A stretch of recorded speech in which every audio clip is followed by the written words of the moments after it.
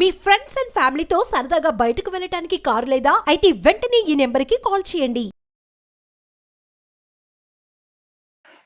నమస్తే, welcome to Suman TV. నేను విష్ణు. ప్రస్తుతం మనతో పాటు పైసల ముచ్చట్లు మనీ మంత్రదండం పుస్తక రచయిత, certified financial planner Ram Prasad గారు ఉన్నారు. వారితో మాట్లాడదాం.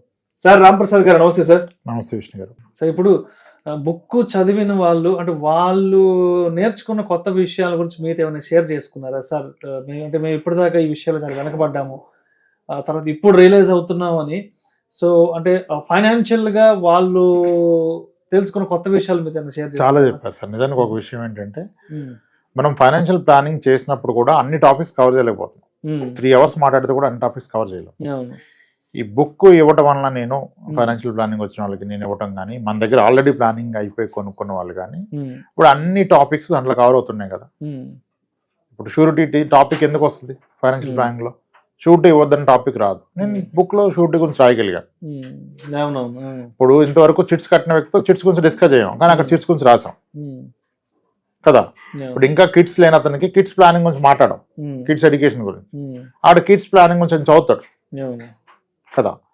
సో కాబట్టి అన్ని టాపిక్స్ డిస్కస్ చేయాలంటే ఒక రోజు పడుతుంది. ఒక బుక్ ఒక వ్యక్తి చదవడానికి కూడా 1 day పడుతుంది. 10-12 hours పట్టచ్చు ఆ బుక్ చదవడానికి. సో దానివల్ల నా లైఫ్ కూడా ఈజీ అయిపోయింది. ఇప్పుడు కొందరు బుక్ చదివి వస్తున్నారు ఫైనాన్షియల్ ప్లానింగ్. బుక్ అవైలబుల్ ఉంది కదా, ఏ అమెజాన్లోనో లేకపోతే మా ఆఫీస్కి వాట్సాప్ నెంబర్కి పింగ్ చేసి బుక్ తీసుకొని చదివి వస్తున్నారు. ఇప్పుడు చాలా కంఫర్టబుల్ పెరిగిపోయింది, చాలా కంఫర్ట్ పెరిగిపోయింది. ప్లానింగ్ కాస్త ఈజీ అయిపోతుంది బుక్ చదివి వస్తే. నిజానికి నాకు బాగా హెల్ప్ అయింది అది. సో స్ట్రెస్ స్ట్రెయిన్ తగ్గిపోతుంది. మన టాపిక్ చదివాను సార్, అవును సార్ మీరు చెప్పిందంటే ఈజీ కదా, లేదంటే అది అంత ఎడ్యుకేట్ చేయడం కష్టమైపోతుంది. Right right.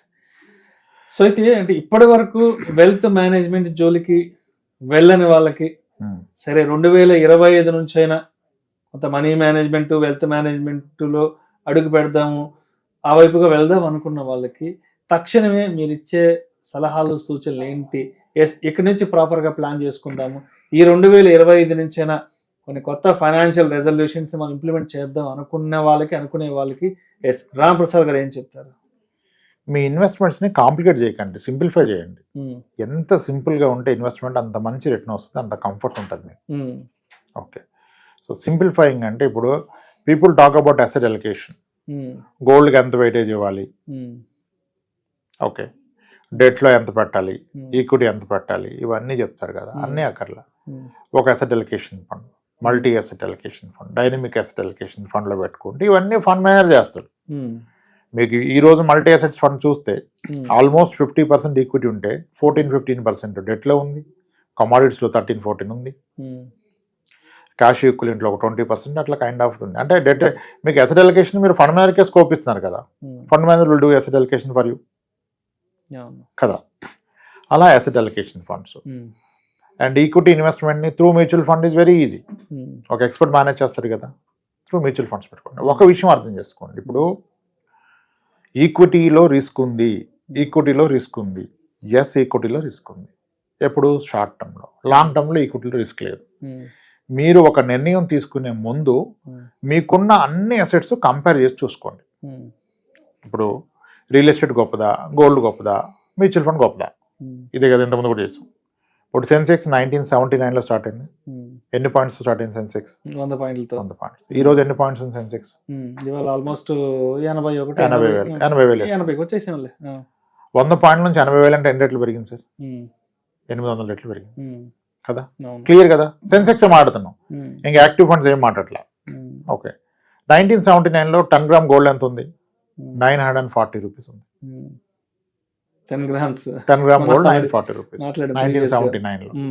ఇప్పుడు ఎంత ఉంది? అది కూడా 80,000 ఉంది. సెన్సెక్స్ ఎంత ఉందో గోల్డ్ కూడా అంతే ఉంది. ఎన్ని రెట్లు పెరిగిందమ్మా అంటే 80 రెట్లు పెరిగింది, 90 రెట్లు పెరిగింది, 80 రెట్లు పెరిగింది. ఇది 800 రెట్లు పెరిగింది. మరి ఏది ఎక్కువ పెరిగింది? 800 రెట్లు ఎక్కువ, 80 రెట్లు ఎక్కువ? 800 ఆబ్వియస్గా. సో దట్ ఈజ్ ది అంటే అంత ఎక్కువ రిటర్న్ వచ్చే అవకాశం ఉంది, but over a long run, not in small run. Similarly మీరు 1979లో కొన్ని ల్యాండ్ ఎవరిదన్నా తీసుకోండి, ఒట్టి మాటలు చెప్పొద్దు, కోట్లు అయిపోయిందని చెప్పొద్దు. అప్పుడు ఎంత కొన్నాడు, ఇప్పుడు 800 రెట్లు పెరిగిందా? అది రైట్ వే ఆఫ్ కంపారిజన్. మనం కంపారిజన్ ఏం చేస్తున్నాం అంటే అన్నీ ఉండాలి అని చెప్పేసి మ్యూచువల్ ఫండ్లో 10,000 20,000 పడేసి 10 లక్షలు పెట్టి స్థలాలు పొలాలు ఇల్లు కోట్లు కొంటే కావదు. డైవర్సిఫికేషన్ అవ్వాలి, అసెట్ అలికేషన్ అవ్వాలి, ఒక డీసెంట్ అసెట్ అలికేట్ చేయాలి మీరు అన్నిట్లోనూ. నాకు ఓన్లీ ప్రాబ్లం ఏంటంటే నాకు అనిపించేది ఎస్ఐపి అందరూ పెడుతున్నారు కానీ పనికొచ్చే అమౌంట్ ఎవరు పెట్టట్లా. పనికొచ్చే అమౌంట్ పెట్టండి. మీ టోటల్ ఆస్తులు కనుక ఒక 4 కోట్లు ఉంటే దాన్ని మీరు ఇంకే తగ్గించలేరు కానీ కొత్తగా దాంట్లో ఒక 20% వరకు మ్యూచువల్ ఫండ్ తీసుకెళ్లే ప్రయత్నం చేయండి.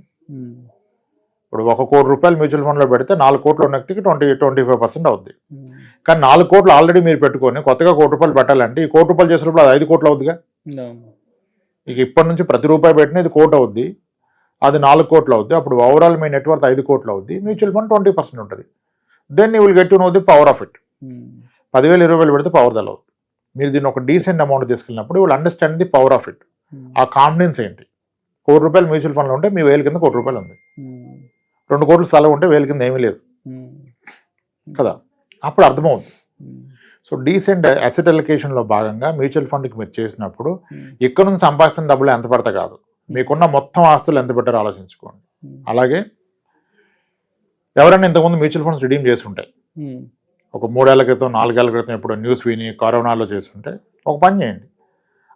ఆ రోజు రిడీమ్ చేసినప్పుడు ఎంత ఉంది అవి ఈ రోజు ఎంత ఉంది మీకు అర్థమవుతుంది కదా. అందుకే నేను చెప్తాను మ్యూచువల్ ఫండ్ డిస్ట్రిబ్యూటర్స్కి ఎవరైనా మ్యూచువల్ ఫండ్స్ మేనేజ్ చేస్తే ఎవరైనా కస్టమర్ కనుక నాకు అర్జెంట్ అవసరం ఉంది నా డబ్బులు తీసేయమంటే అతని ఫండ్లో ఉన్న డబ్బుల్ని మొత్తం తీయకండి, ఒక 1000 రూపాయలు ఉంచండి. సార్ నా కోసం 1000 రూపాయలు ఉంచండి, మిగిలిన తీసేయండి చెప్పండి. కానీ 1000 రూపాయలు మీరే ఇవ్వండి, 1000 రూపాయలు అక్కడ ఉంచండి. ఒక 4 years తర్వాత ఫోన్ చేయండి, సార్ మీరు తీసి అక్కడ బెటర్ కదా, అంతే ఇది ఎంత అడగండి, విషయం తెలిసిపోద్ది. నేను చాలామందికి ఆ ప్రాక్టీస్ చేశాను, ఇప్పుడు అర్థమైపోతుంది పవర్. సో ఒక వ్యక్తి 2021లో ఇల్లు కొంటున్నారు, లోన్ వస్తుంది, ఆయన లోన్ పెట్టండి నాకు ఇష్టం లేదు లోన్ అన్నాడు. నేను ఎందుకు సార్ లోన్ పెట్టుకున్నా వెళ్ళా, మొత్తం రెడీ చేయమన్నారు. ఆయనకున్న 5 స్కీములు, 5 స్కీముల్లో 1000 ఉంచి రిమైనింగ్ కొట్టా. ఇప్పుడు ఆయన కొన్నది ఇక్కడ కాదు, ఎక్కడో టౌన్లో కొన్నారు. ఆయన కొన్నది ప్రాపర్టీ 30 లక్షలకి. ఈరోజు మా అంటే 38 లక్షలు అయింది అది. కానీ ఆయన తీసిన ప్రతిదీ డబుల్ అయిపోయింది, డబుల్ కన్నా ఎక్కువైపోయింది. ఇప్పుడు ఆ 1000 ఉంది కదా, ఉన్న 5,000 చూస్తే 12,500 ఉంది. ఇప్పుడు అర్థమైంది కదా విషయం. ఇప్పుడు తలదించుకుంటాడు ఆయన. ఆ రోజు చెప్తే విన్నారా? సో ఇట్లా ప్రతి సింప్లిఫై చేయాలి, కాన్సెప్ట్ని కాంప్లికేట్ చేయకూడదు. మీరు చూసే విధానం, క్యాలిక్యులేట్ చేసే విధానం మారాలి. సో ఎప్పుడు quick money, new year, new resolution, aggressive ఏం అవ్వదు. రైట్. అలాగే ఇన్సూరెన్స్ గురించి ఏదన్నా ఒక 2 నిమిషాలు పొరపాటున మాట్లాడుకుందామా? ఎందుకంటే మనం ఇన్సూరెన్స్ గురించి మాట్లాడితే నచ్చదు కాబట్టి. సరే, 2025 కొత్త సంవత్సరంలో ఇన్సూరెన్స్కి సంబంధించి ఏదైనా కొంత స్పేస్ ఇవ్వాలి, ఇన్సూరెన్స్ని కూడా తీసుకొచ్చి ఇక్కడ పెట్టాలి అనుకుంటే, టర్మ్కి సంబంధించి, మెడికల్ ఇన్సూరెన్స్కి సంబంధించి మరి మీరు ఏదైనా సలహాలు, సూచనలు? ఎవరు నచ్చపోయినా మాట్లాడదాం, మనం నచ్చపోయినా మాట్లాడదాం, మంచి విషయం కాబట్టి మాట్లాడదాం, ఇన్సాలని మాట్లాడదాం. హెల్త్ ఇన్సూరెన్స్ అందరూ అనుకున్నారు ఈరోజు కొంత తీసుకుంటే ఫ్యూచర్లో పెంచుకోవచ్చు అని. ఎస్, నిజానికి అన్ని సజావుగా సాగితే పెంచుకోవచ్చు, కానీ ఏదైనా గాడి తప్పితే పెంచుకోలేరు. అదేంటి, ఎందుకు పెంచుకోలేరు? డబ్బులు కడితే పెంచుతారు కదంటే, డబ్బులు కడితే హెల్త్ ఇన్సూరెన్స్ మీ కవరేజ్ పెంచరు. మీరు అప్పటి వరకు హెల్దీగా ఉంచితే పెంచుతారు. ఈ లోపు ఏదైనా ప్రాబ్లం వస్తే వాళ్ళు పెంచరు. ఇంకోటి, కొంతమంది ఎక్స్పర్ట్స్ కూడా చెప్తున్నారు ఎర్లీగా తీసుకుంటే హెల్త్ ఇన్సూరెన్స్ ప్రీమియం తక్కువ ఉంటుంది, మీ ఏజ్ పెరిగితే ప్రీమియం పెరుగుద్ది అని. తప్పది. ఎప్పుడు తీసుకున్నా అదే ప్రీమియం ఉంటుంది. అంటే ఆ రోజు ఉన్న ఏజ్ ప్రకారమే. ఇప్పుడు 30 ఏళ్ళ వయసు అతను పాలసీ తీసుకొని 45 ఏళ్ళు వస్తే ప్రీమియం ఎంత పెరుగుద్దో, 45 ఏళ్ళు అతను డైరెక్ట్గా పాలసీ తీసుకుంటే కూడా అదే ప్రీమియం ఉంటుంది. ప్రీమియం ఏమి వయసుని పట్టి పెరుగుతుంది, కానీ మీరు ఎక్కువ రోజులు ఉంటే ప్రీమియం ఏం తగ్గదు. కానీ ఇక్కడ పాయింట్ ఏంటంటే, మరి అలా అయితే అప్పుడే తీసుకోవచ్చు కదా, ఇప్పుడు హెల్దీగా ఉన్నాం కదా అంటే, హెల్దీగా ఉన్నప్పుడే పాలసీ వస్తుంది. అది హెల్దీగా ఉన్నప్పుడే అడగాలి, ఇస్తారు కూడా. మేము హెల్దీగా ఉన్నాం, మా వయసు తక్కువ అంటాడు. జబ్బుకు వయసు లేనప్పుడు నీ హెల్త్ పాలసీ తీసుకోవడానికి వయసు ఎక్కడ ఉంది? లేదు కదా. నువ్వు హెల్దీగా ఉంటే ఇప్పుడే తీసుకో. కంపెనీ పాలసీ ఉందన్న భ్రమలో బ్రతకొద్దు. కంపెనీ ఏం నీది కాదు, మీ మామగారి కంపెనీ కాదు కంపెనీ. ఆడిచ్చిన 5-6 లక్షలు ఎవడు ముక్కు సర్జరీ కూడా సరిపోదు. మన బెంగళూరులో ఒక ముక్కు సర్జరీ చేయించిన 4 లక్షలు అయింది. ముక్కు సర్జరీ ఏదో ఫ్యాట్ ఏదో ఫామ్ అయిందని తీస్తే కూడా 4 లక్షలు అయిపోయింది. ఓకే. సో కాబట్టి హెల్త్ ఇన్సూరెన్స్ అండర్ ఎస్టిమేట్ చేయొద్దు. హెల్దీగా ఉన్నప్పుడే వస్తుంది. 6 నెలల పిల్లోడు కూడా ప్రాబ్లం రావచ్చు, 60 ఏళ్ళ అతను కూడా ప్రాబ్లం రావచ్చు. అయితే వయసు ఎక్కువ ఉన్న వాళ్ళకి కొంచెం పాసిబిలిటీస్ ఎక్కువ ఉంటాయి ప్రాబ్లమ్స్ వచ్చేది. సో హెల్త్ని సరిగా తీసుకోండి, అర్థం చేసుకోండి. హెల్త్ ఇన్సూరెన్స్ ప్రీమియమ్స్ పెరుగుతాయి కదా, పెరిగితే ఎట్లా కదంటే హెల్త్ ఇన్సూరెన్స్ ప్రీమియమ్స్ పెరుగుతాయి. హెల్త్ ఇన్సూరెన్స్ ప్రీమియం ఎక్కడ పెరగదని గ్యారంటీ లేదు. ఇప్పుడు మనకు అమ్మేటప్పుడు చెప్పి మీకు 45లో పెరుగుద్ది, 40 తర్వాత 46లో, 51లో అని చెప్తారు. అలా ఏం లేదు, అది స్టాండర్డ్ ప్రాక్టీస్. కానీ ఇప్పుడు ఒక కంపెనీ కలెక్ట్ చేసిన ప్రీమియమ్స్ అన్నిటితో క్లెయిమ్స్ ఇవ్వాలి. ఈ ఇయర్ కలెక్ట్ చేసిన ప్రీమియమ్స్ క్లెయిమ్స్ సరిపోలేదు అనుకో, నెక్స్ట్ ఎలా ఇస్తాడు వాడు? ఆడు పాకెట్ నుంచి పడ్డాడు. It is the pooling of risk. ఆడు అందరికి ప్రీమియం పెంచేస్తాడు. కాబట్టి సో ప్రీమియం తక్కువ ఉంటే తీసుకుందాని ఆలోచన పక్కన పెట్టండి. ఇప్పుడు ఒక కంపెనీ ప్రీమియం తక్కువ ఇచ్చింది, ఆడు కొత్తగా మార్కెట్లోకి వచ్చాడు, మార్కెట్ షేర్ అక్వైర్ చేయాలి. సో అందుకని తక్కువ ప్రీమియంలు ఇస్తాడు. నిజమే, అప్పుడు తీసుకుంటాం. కానీ తక్కువ ప్రీమియంలో వచ్చినప్పుడు తక్కువ ప్రీమియం కంటిన్యూ చేస్తాడని చేయలేకపోవచ్చు. ఇప్పుడు రేపు కలెక్టెడ్ ప్రీమియమ్స్ కనుక క్లెయిమ్ సరిపోతే ఈయన అమాంతం పెంచేస్తాడు. అప్పుడు ఇంతకుముందు మీరు ఎక్కువ ఉంది అనుకున్నాక ఇది ఎక్కువ అవుద్ది, అప్పుడే ఉంది సార్ మనం పోర్ట్అవుట్ అయిపోతుంది అనుకుంటారు. అవదు, పోర్ట్అవుట్ మీ ఇష్టం కాదు. ఈ లోపల హెల్త్ ప్రాబ్లమ్స్ వస్తే పోర్ట్అవుట్ అవ్వలేదు. కాబట్టి చాలా కేర్ఫుల్గా హెల్త్ ఇన్సూరెన్స్ రివ్యూ చేసుకోవాలి, చాలా కేర్ఫుల్గా రివ్యూ చేసుకోవాలి. ఎంప్లాయర్ పాలసీ నా తీసుకోవాలి. ఎంప్లాయర్ పాలసీ 5-6 లక్షలు ఉంటే దాన్ని అసలు కన్సిడర్ చేయొద్దు.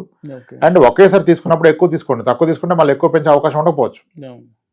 ఓకే, ఇది next. Coming to term insurance, మీ వయసు పైబడితే 60 ఏళ్ళు దాటితే, 55 ఏళ్ళు దాటితే, మీరు తీసుకున్న పాలసీ 70 ఏళ్ళ దాకా ఉంటాయి. 70 ఏళ్ళ దాకా ఉంటాయి. పిల్లలు సెటిల్ అయితే టర్మ్ ఇన్సూరెన్స్ ప్రీమియం కట్టడం ఆపేయండి. అవసరం లేదు, ఇంకా మీ మీద ఎవరు ఆధారపడలేరు కదా. చాలామంది ఏమన్నారంటే ఎంత చెప్పినా సార్ ఎక్కువ రోజులు తీసుకోవద్దంటే, సార్ ఎప్పుడైనా పోయినప్పుడు ఏదో ఒకటి ఇచ్చేయాలి కదా పిల్లలకి. ఇప్పుడు నేను 70కి పోతే 65 ఏళ్ళు తీసుకుంటే నేను పోయినప్పుడు ఏం రాదు కదా మా పిల్లలకి. నేను వెళ్ళేటప్పుడు ఏదో ఒకటి ఇచ్చేయాలి సార్, తప్ప అంటాడు. నేను అంటాను, మనకి లాస్ట్ ఇయర్ ఈటీవీలో 90s కిడ్స్ ఏదో ఒకటి వచ్చింది కదా వెబ్ సిరీస్, చూసారా? శివాజీ రాజు గారు రీసెంట్ గా వచ్చింది కదా. దాంట్లో ఒక సీన్ ఉంటది, వాళ్ళ మామ వెళ్తే డబ్బులు ఇస్తారని ఎప్పుడు పోతారని చూస్తారు. టర్మ్ ఇన్సూరెన్స్ తీసుకుని అదే పరిస్థితి. పోయినప్పుడు డబ్బులు ఇస్తారంటే ఎప్పుడు పోతారని చూస్తారు కదా. ఎందుకు అలా చేస్తున్నారు మీరు? టర్మ్ ఇన్సూరెన్స్ బాధ్యతలు తీరినాక వద్దు. మీకు బాధ్యతలు పెరిగి మధ్య వయసులో ఉంటే మీరు కవరేజ్ పెంచుకోండి. లాస్ట్ ఇయర్ మీ శాలరీ 60,000, అప్పుడు మీకు ఎలిజిబిలిటీనే 1 crore మించి రాలే, 1 crore తీసుకున్నారు. ఇప్పుడు ఇంకొక 2వ కిడ్ పుట్టాడు, కొత్తగా హోమ్ లోన్ తీసుకున్నారు, కార్ లోన్ తీసుకున్నారు, శాలరీ 1,20,000 అయిపోయింది. ఇప్పుడు ఇంకొక 1 crore యాడ్ చేయండి. అంటే ఫ్రెష్గా తీసుకోవాల్సిందే. మీకు టర్మ్ ఇన్సూరెన్స్లో పాత పాలసీని మాడిఫై చేయరు. ఏ రోజు ఆ రోజు వ్యాపారం. అక్కడ ఈ రోజు వయసుకి మీ హెల్త్ కండిషన్కి బట్టి ప్రీమియం ఫిక్స్ అవుద్ది, అదే ఉంటుంది లైఫ్ టైం. ఇంకోటి ఉంది మళ్ళీ, సార్ ఇప్పుడు టర్మ్ ఇన్సూరెన్స్ ప్రీమియం అయితే పెరగదు కదా, హెల్త్ ఎందుకు పెరుగుతుంది అంటారు. లైఫ్ ఇన్సూరెన్స్ ఇది లెవెల్ ప్రీమియం పాలసీ, మీకు ప్రీమియం పెరగదు. ఎందుకు పెరగదు అంటే, ఇప్పుడు ఒక వ్యక్తికి 1 crore పాలసీ ఇస్తే పోతే ₹1 కోటి ఇస్తాడు లైఫ్ ఇన్సూరెన్స్, అతను 2 కోట్లు ఇవ్వడు. కానీ హెల్త్ ఇన్సూరెన్స్ 10 లక్షలు తీసుకున్నప్పుడు ప్రాబ్లం వచ్చింది అనుకోండి, డయాలసిస్ అయిందనుకోండి, ఎవ్రీ ఇయర్ 10 lakhs వాడుకోవచ్చు. నీ పాలసీ 10 లక్షలు ఉంటే ₹1 కోటి వాడుకోవచ్చు, 2 కోట్లు వాడవచ్చు. హెల్త్లో లైఫ్ వాడుకోవచ్చు కదా. కానీ లైఫ్ ఇన్సూరెన్స్లో ఒక్కసారే కదా. కాబట్టి దాని premiums are level premium, health insurance premiums are not level premiums. ఇవి ఎప్పుడైనా పెరగవచ్చు, పెరుగుతుంది. ఈ రోజు 30,000 ఉన్న పాలసీ ఫ్యూచర్లో 2 లక్షలు అవుద్ది ప్రీమియం, అప్పుడు కూడా కట్టాల్సిందే. ఇది కట్టినంటే అలాగే ట్రీట్మెంట్ కూడా అప్పుడు 30 లక్షలు 40 లక్షలు అవుతుంది కదా, కట్టలేం కదా, ఇదే కట్టుకోవాలి. అది కట్టలేనప్పుడు ప్రీమియం కట్టుకోవాలి. నేను ప్రీమియం కట్టలేనంటే క్లెయిమ్ అప్పుడు ఎలా కడతాడు? సో హెల్త్ని టర్మ్ని చాలా క్లియర్గా అండర్స్టాండ్ చేసుకోవాలి. You talk to the agent who is near by you. ఎవరిని ఏజెంట్ నియర్గా ఉంటే ఆయనతో కూర్చోండి, అర్థం చేసుకోండి, ఆయన స్కోప్ ఇవ్వండి, భయపెట్టకండి. ఎంత అయితే నాకు అవ్వదని చెప్పకండి. ముందు ఏజెంట్తో కూర్చున్నప్పుడు సార్ ఎంత తీసుకుంటే మంచిది, సాధ్యమంత ఎక్కువ ఉండి ఎంత తీసుకోవాలి సార్, ఎలా సార్ అని ఆయన అడగండి సొల్యూషన్. కానీ ఆయన బెదిరిస్తే ఆయన ఎవడో, నేను అంత కట్టలేనంటే ఏదో ఒకటి ఇచ్చి వెళ్ళిపోతాడు. ఏదో ఒకటి ఇస్తే కమిషన్ వస్తుంది కదా, మరి ఎక్కువ చెప్తే మీరు తీసుకోరు కదా, తర్వాత మనమే సఫర్ అవ్వాలి. సో నియర్ బై ఏజెంట్ దగ్గర ఎవరైనా హెల్త్ ఇన్సూరెన్స్ ఏజెంట్ కనబడితే గట్టిగా పట్టుకొని పాలసీ కొనేసుకోండి.